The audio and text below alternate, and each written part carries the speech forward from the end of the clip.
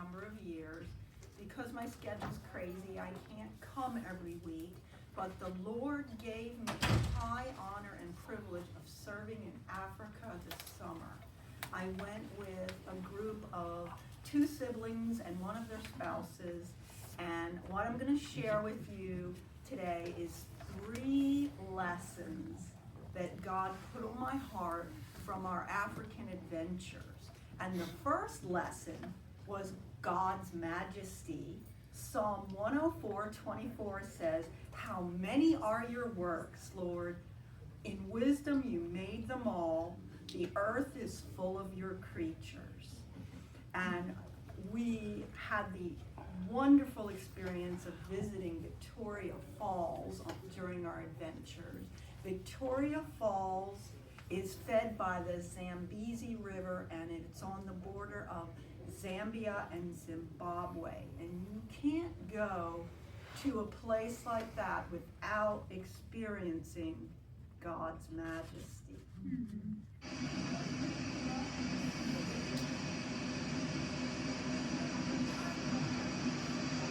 Now just think Niagara Falls on steroids. And this image shows the one tiny little spot that where we were standing. And you can see the map at the bottom. There's a map of all of the falls. And you know, one of the messages I get from that is that we cannot see all of God's plan. We only see our little section of the waterfall. And we can't see all of it at once. Another way God showed his glory is we got to see the big 5. They always talk about that when you go to Africa. The lions, the leopards, the hippos, elephants, and the buffaloes. Those are the big 5. And to be able to see these animals in the wild, what's amazing about it is we weren't just looking at animals, we got to observe animal behavior, which you can't do in a zoo. And this is the vehicle that transported us across the African plains. They take Toyota trucks and they fit them with these very, very bumpy seats. The terrain is not paved. You're driving on sand, you're driving on dirt roads, and I will introduce you to our group in a little bit, but behind me is my brother Pat, and then to his right in the front seat is my sister Maureen. But the lesson I got from that is sometimes when God shares his glorious creation with us, the ride to get there is bumpy. Oh, that's good. My favorite had to be the leopard. And they're hard to find because they love the shade, they love to hide, especially during the heat of the day. So we spent the last day we were there hoping to spot a leopard, and we did. Pardon the pun, we spotted a leopard. But it was funny because when your driver spots an animal that people want to see, he gets on the radio and he tells the other drivers that are in the safari park, "Oh, we found a leopard," so we all come and look at him. So I think he was a little annoyed at the paparazzi when we took this picture. Another safari we went on was to see the endangered white rhino. These animals are almost extinct, so what they've done, and this was in Zambia, this particular safari, because we did more than one. What they've done is they've gathered up the white rhino and they've put them all in one safari park so that you can still see them. If you look at the image, that's my sister on the left, me in the middle, my brother Pat, and that's my sister's husband, Al. So this was our team, this was our teaching team, and we just meshed together so well. And this was one of my favorite images of God's glory. This was on a river cruise that took on the Zambezi River, which is the river that actually feeds into the falls. The sunset was magnificent. Okay, Africa lesson number 2. If you are willing to stretch, God will use you in a mighty way. Now to him who is able to do immeasurably more than all we ask or imagine, according to his power that is in work within us. Ephesians 3:20. You know, I walked into the cafe this morning to get my coffee, and I never noticed it before, but there's a huge banner in the corner with this exact verse on it. And I looked at it and I went, oh, God's winking at me. Now, let me talk to you about how we were stretched. This is my brother, Pat. Together, we taught a 4th grade unit in fractions because the school had like 800 kids, and I gravitate towards the middle grades because that was my career, mostly was spent in middle grades. And we asked the teacher, what would you like us to teach your children? And she said, well, we're learning fractions and they're just not getting it. And could you teach them about fractions? So my brother, the retired accountant and mathematical left-brain thinker, was the perfect partner. So we worked together and we devised a unit in fractions, and it was just wonderful. In this picture, he's playing a game with them with flashcards. Let me show you how my sister was stretched by the Lord. She's an excellent guitarist and singer. As a matter of fact, she's on the worship team at her church up in New Jersey. Another really neat thing about this is all my siblings, we all live in different states. So we don't see each other a lot. So Maureen sings and plays at church up in New Jersey, but she was stretched in several ways by the Lord because, first of all, she couldn't bring her own guitar. And we had to do a lot of searching to find a guitar. Some of these kids that she played for had never even seen a guitar. So she found one that she borrowed, and it wasn't much better than a toy, and it kept going out of tune. Another way that she stretched herself was she taught them a couple of songs.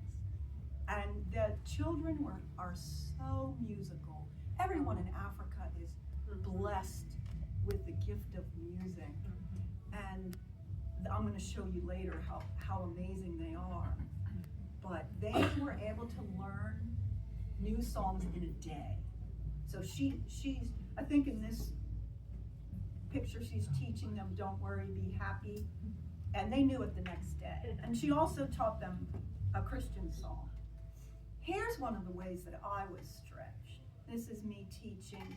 Now I'm comfortable teaching, so that part wasn't a stretch. But they had no materials, no resources.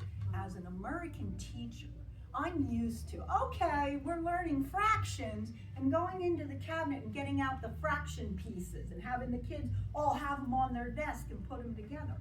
Well, the first day that I was teaching, I had them draw because they all have these little notebooks. And I noticed that a couple of the kids weren't drawing. And I thought, well, do they not understand my directions? No, they were waiting for their turn with the pencil. They had such limited resources that they were sharing pencils. So that just blew me away. And of course, when the bell rang, we went shopping. And we're going to continue to do so.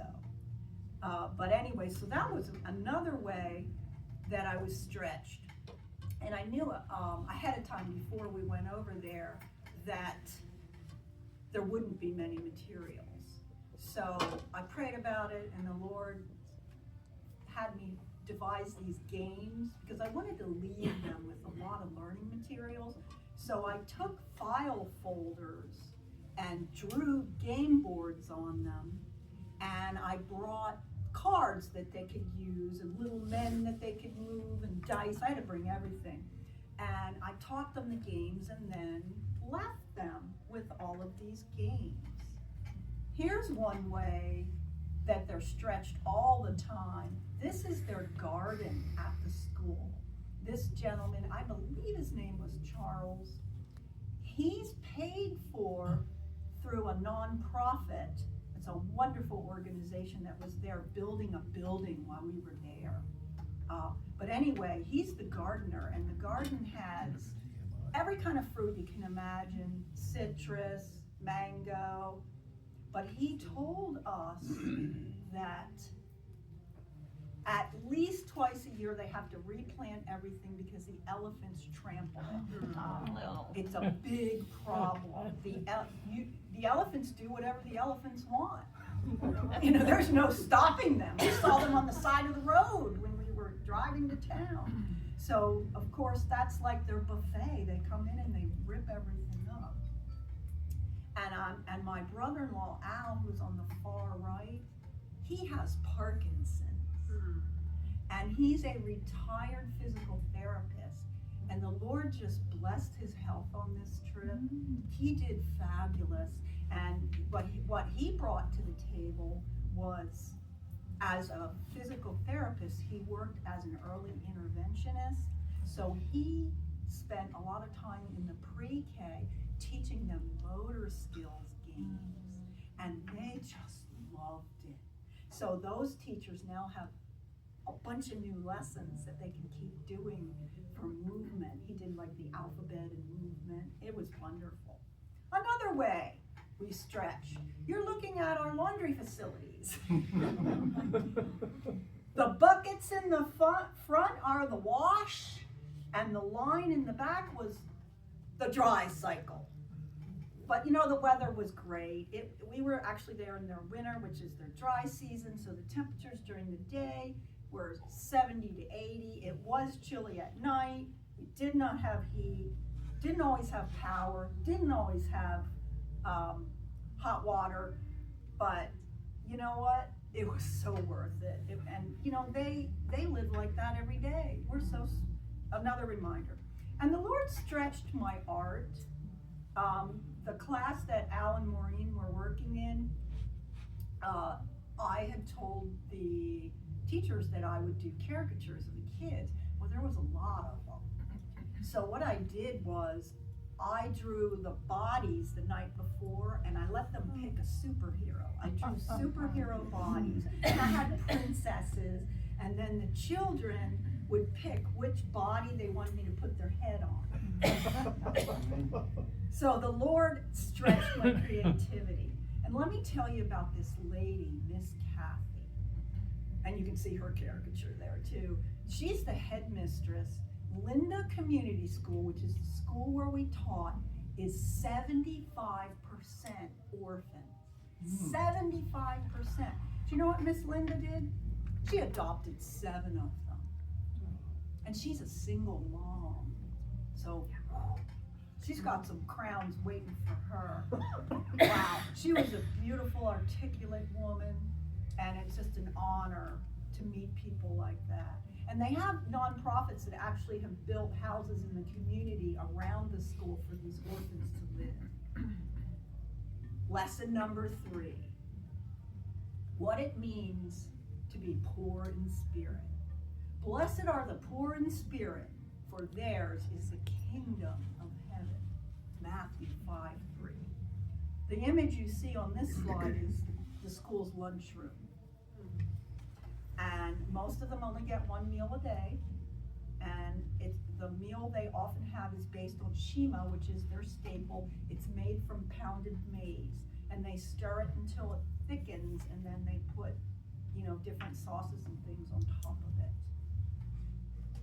Being poor in spirit means having spiritual humility and acknowledging a profound dependence on God, recognizing one's spiritual need for Him and His mercy, rather than relying on self-sufficiency or pride. That's what I saw everywhere in Africa. I went over there thinking I was going to minister to them. I had Bible tracts in my suitcase and all that. I didn't minister to them. They ministered to me. We also visited South Africa, and one of the most amazing experiences was learning about Nelson Mandela and visiting his house. And the day that we were there at Nelson Mandela's house was International Nelson Mandela Day. Wow. And so there were school kids, there were street celebrations, there was dancing, there was singing. But this is his house. It's tiny. This is was his kitchen. And Nelson Mandela spent 27 years in prison. And when he was in prison, his wife and kids had to build an extra wall inside of their house because the police would drive by and shoot. And you could still see the bullet holes. Another amazing experience was the Apartheid Museum. If you ever get to Johannesburg, what they do is when you arrive at the Apartheid Museum, and they randomly select your race, and you receive a card that designates you either as white or non-white, and these are the, so we all got split up. We'd go in different entrances. What an experience that was. This was my favorite quote from the museum. After 27 years in prison, Nelson Mandela could still make jokes. He came out determined to bring peace and democracy to South Africa. He had no time for vengeance and bitterness. He had truly overcome. Isn't that the definition of being poor in spirit and humbly relying upon God? Now I have to talk to you about the music. I mentioned it before. This was one of the cruises we went on. This was a Zambezi River cruise. And the gentlemen on the boat were all playing homemade instruments. Isn't that incredible? He made that, I don't know what you call it, it's almost like a xylophone. He made that himself. Marimba. What is it called? Marimba. Marimba. Also, our last day at the school, the children put on a cultural fair for us. They celebrated their heritage and they danced, and this gal was sharing a dance that they do when a girl reaches puberty, that they celebrate. And they did this whole show just for us. I was just so touched. But the best part was the singing.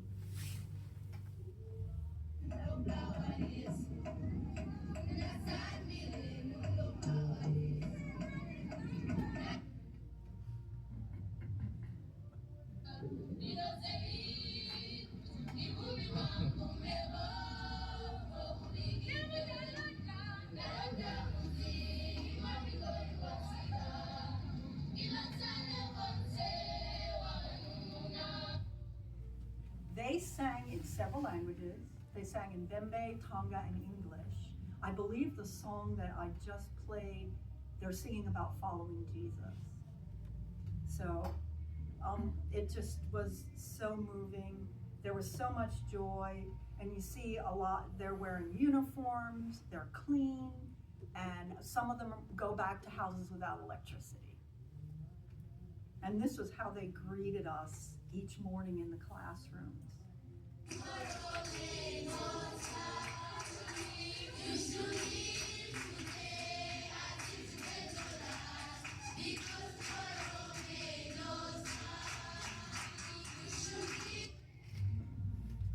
And so that is my flyover of my time in Africa. Thank you for letting me share with you. Thank you.